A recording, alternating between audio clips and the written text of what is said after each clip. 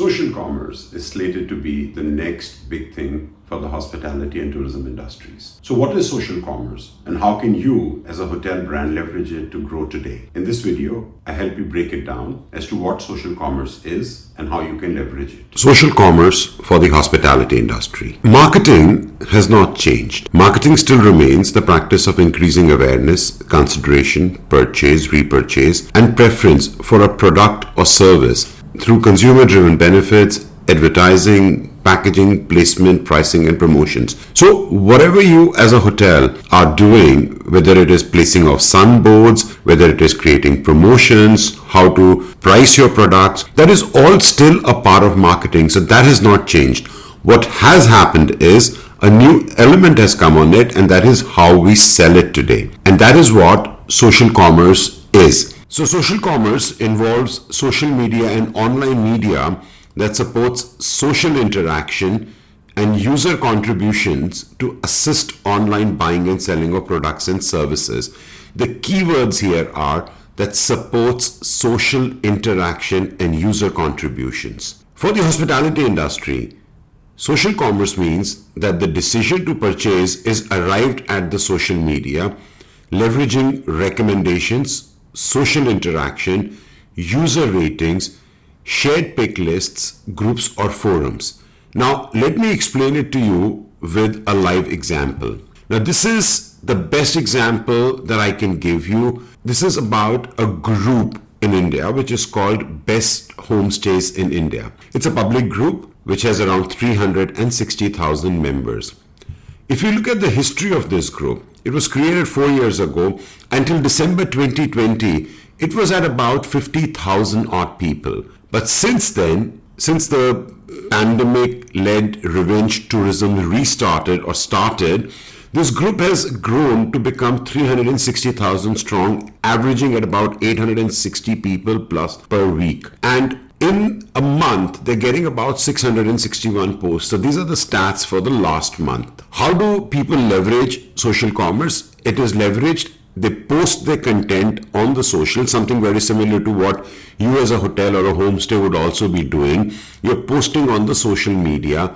And as you can see, most of the people who are posting here don't even have a website. They're leveraging Instagram and Facebook itself to promote it. Look at what happens. The people who are in this group are all in it because they want to travel and they're looking for homestays.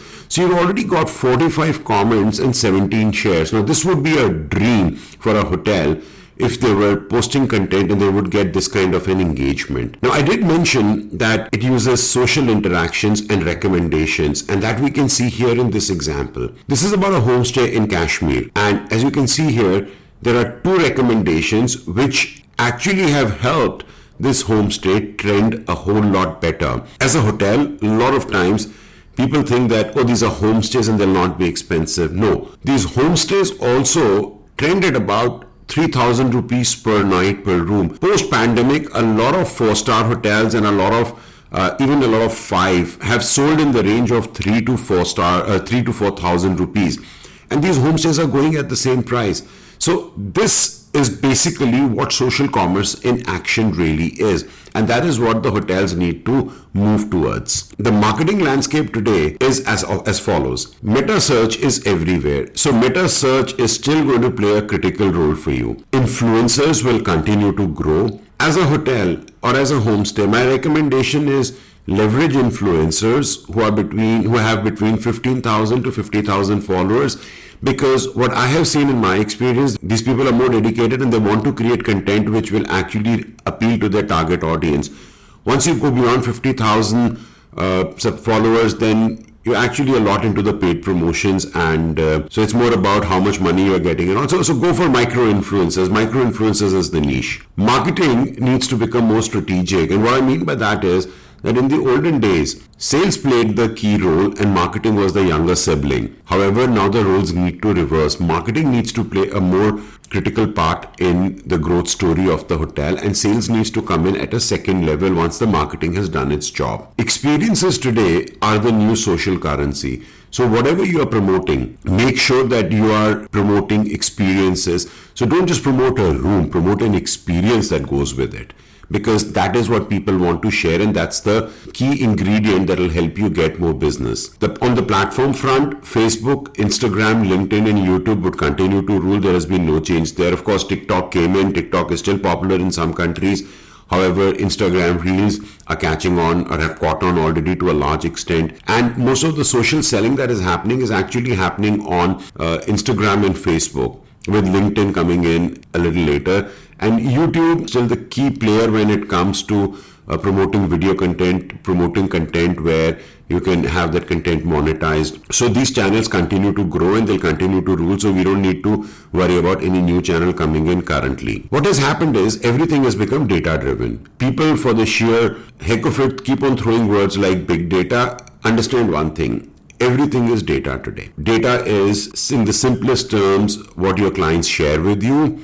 In the larger terms, your analytics, everything is data. So data is going to be playing a key role. What the hotels and the homestays should remember is that Generation Z should be the key focus. You see, these are the youngest travelers we have on the horizon. These are the youngest travelers we have in the traveler category now. Despite the fact that they are young, they are influencers in their own right. They are digital natives. They grew up with the internet, and they are the major influencers when it comes to their grandparents and to a large extent to their parents as well. And the last point that you should consider is that everything is mobile.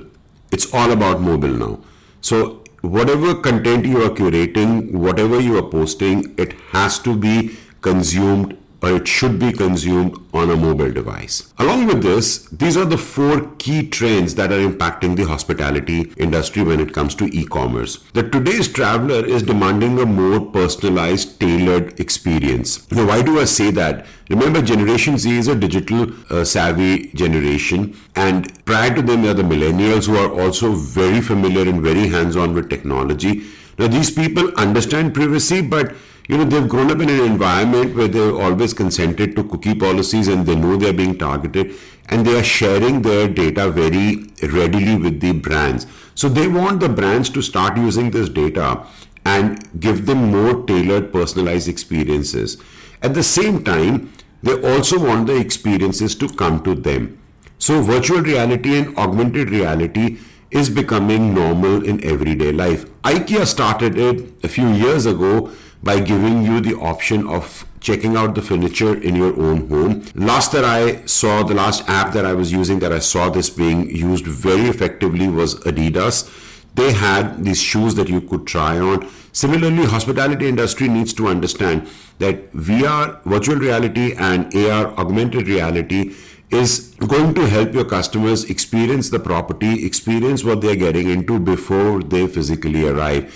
And it could play a very important role in them making the decision to choose your hotel. Today, the main trend that is coming out is you do not need to be physically present in a geography. You can be sitting anywhere and sell anywhere. You could be sitting in northern part of India and sell in Dubai. You could be selling in Japan, but you could be sitting in the US. It is all about leveraging the right data sets that you have, build a buyer persona, and start creating offers to target. So you don't need to go anywhere physically today.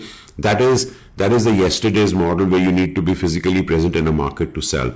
Today you can do it from sitting anywhere. The last trend that is going to be playing very important role that is impacting the hospitality industry is retargeting. See, retargeting, because of the sophisticated tracking available today, retargeting is very critical. But why does retargeting matter more than ever today? And what is retargeting? So if you visited a website only to find out that wherever you went later on online, you were being targeted by that same brand and you kept on seeing ads of that brand, that is called retargeting. When brands are doing it, they're doing it to create what is called touch points. The reason for this is we are targeted between 4,000 to 10,000 times a day with ads. And because of this, the fatigue has set in and our attention span has now dropped from what used to be 12 seconds in the year 2000 to around 8 seconds in the 2020s. Which is 1 second less than that of a goldfish, and it was considered that the goldfish have the least amount of attention span. There's a lot of fatigue which is there, so the brands need to reach out proactively to the potential customers on multiple times to be able to create create a brand recall. Why does social commerce need to be a focus, or why should you be focusing on social commerce? Because the business world as we knew of has changed completely. In this new normal that we are living in, with new strains coming in, with lockdowns happening, if the businesses are to stay relevant, we need to adopt to the new channels, and the best channels that are available to us are on the social space. The way forward for the hotels is to make sure that your customer loyalty remains. That is going to be the key, and a lot of time needs to be devoted to building brand awareness. And the key here is creating ongoing interconnected campaigns. See, ongoing a lot of hotels do, but are they interconnected campaigns? That means, is one campaign seamlessly leading off to the other? That does not happen, because you need to target not only your existing customers, but you also need to attract new ones. So what would happen if you were leveraging social commerce in a proper manner? You will have a stronger brand presence in your targeted geographies, an increased brand recall. You will be able to lower your cost of acquisition, attract new clients. Also, if you have multiple specialty restaurants, you can target and increase your footfalls for F&B. You can drive in leads for banquet sales. Now, these are all big ticket items for every hotel: weddings, events, and conferences. And social can help you even get weddings, events, and conferences. Social also is a great platform to get increased referrals and create a buzz around your offerings. So all this together is all a part of social commerce and what social commerce would do for your brand. The approach to activate social commerce for you should be the 40-40-20 rule. Unfortunately, the 20% part of it is when success comes to you when you have the right copy, is where the hotels spend 80% of their time. What kind of image am I using? How is this image looking? What is the text placement on it? The right copy is only 20% success, yet hotels spend 80% of their time on this, and that's why a lot of times your social media marketing does not pay off the way it should. What you should be focusing on is 40% success comes to you when you reach out to the right audience. This is the most critical part of it, reaching out to the right audience. 40% success comes to you when you have the right offer for the right audience. So 80% of your success is dependent on the offer and the audience. You either create the audience and curate an offer for it, or you curate an offer and then curate the audience for it. Copy is only 20%. So even if you have a mediocre copy, you've still got 90% of it going for you. If you get everything right, then you will see beautiful results. But unfortunately, in my 15 years of experience doing marketing for hospitality companies and tourism companies, 80% of the focus should be on right audience and offer, but that only gets 20% of the weightage. So change that and you will see wonders happening for you. Why is all this important for you? Why is having the right audience, the right offer important for you? Because in the future, as we know it, first party data would play a critical role due to new privacy options. You see, if you are on iOS, you already know that every time you download an app or you upgrade to upgraded to 15, iOS 15, you would have received a notification which would have asked you, do you want to allow this app to track you? 99% of the cases people say no. That means the apps cannot track you the way they were able to, and third-party platforms are not going to have the same effectiveness that they did in the past. So what should you be doing for it? For an effective social e-commerce, your first ingredient should be taking your email marketing to the next level. A lot of people tell me that, email marketing doesn't work for us. Let me just clarify a few things to you. Email marketing still has a 40-to-1 ROI. That means for every 1 rupee or $1 you are putting in, you're likely to get 40 out of it. That is the best ROI you're going to get. Email databases that you have already sitting with you, these are all your first party databases. They help you increase your social audience, your referral marketing, and even your direct sales. There is a complete next level guide of email marketing, which I would put the link to in the description. If you are interested in understanding how this next level email marketing can help you, go ahead and download that guide that I have written. This will help you get a deeper understanding of what email marketing can do for you. Sending an email update without having the metrics is shooting in the dark. You don't know what's happening with your email, what actions people are taking. Avoid doing that. avoid the BCC option. That is what a lot of hoteliers are doing. That is what a lot of homestay owners are doing. Don't do that, because if your email marketing is not working for you, then you are doing it wrong. Email marketing is effective. Even in the beginning of 2022, email marketing is super effective. The next ingredient for you that you should think about is having a CRM and segmenting your data. See, if your data is not stored properly in a CRM, and when I say data, I'm still talking about first-party data. Remember the privacy options coming in. If your data is not stored properly in a CRM and it is not being accessed regularly by marketing, sales, operations, and reservations team on a daily basis, then you're actually leaving money on the table. See, segmentation is something that B2B sales teams have always understood in the hotels. Every B2B sales team, whether it was going to the corporates or it was going to the travel agents, always understood this. They had their segmented data. These are my inbound agents. These are my outbound agents. In inbound, these are my mass market agents. These are my luxury agents.